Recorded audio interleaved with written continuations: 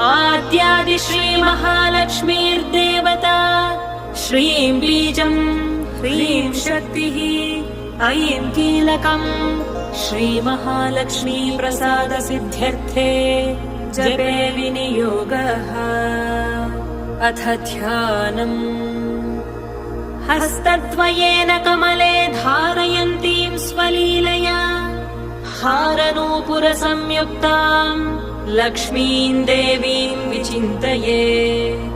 पीतवस्त्रां सुवर्णाङ्गीं पद्महस्ताङ्गजान्विताम् लक्ष्मीं ध्यात्वेति मन्त्रेण स भवेत् पृथिवीपतिः। मातुलिङ्गं गदां खेटं पानपात्रं च बिभ्रतीं नागं लिङ्गं च योनिं च बिभ्रतीं चैव मूर्धनि।